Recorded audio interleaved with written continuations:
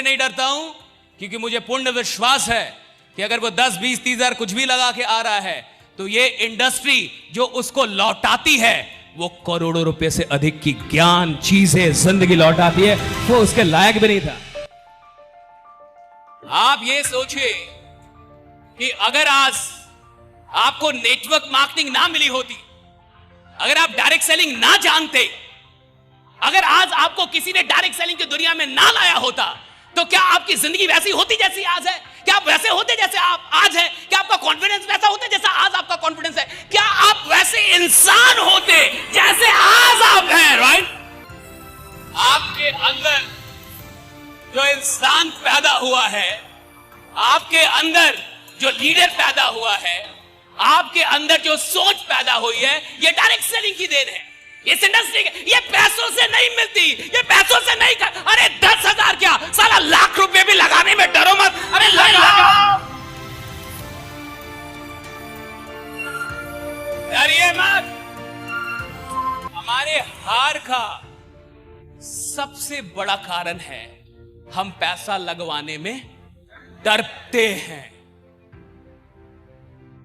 हमें लगता है ये तो गरीब है, अगर इसका डूब गया तो हमको अरे घंटा बद्दुआ देगा, घंटा बद्दुआ दोगे तुम सलाम को।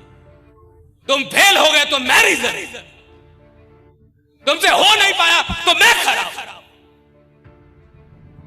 और अगर तुम्हें लगता है कि तुम्हारी असफलता के लिए कोई और जिम्मेवार था तो साला जिंदगी भर नहीं 7 जन्म तक असफल रहोगे तुम। मैं कहां से जिम्मेवार हूं? एक बात समझिए, आप किसी के भी असफलता के जिम्मेवार नहीं, सिर्फ अपनी छोड़ के। आप किसी के भी असफलता के जिम्मेवार नहीं है, सिर्फ अपनी छोड़ के। कभी इस दुख में मत जाइए कि मैंने उसका लगवा दिया था और उसका अरे आपने उसको कुछ दिखा दिया था, उसका राहु केतु साला सब खराब चल रहा है, वो कुछ नहीं होता।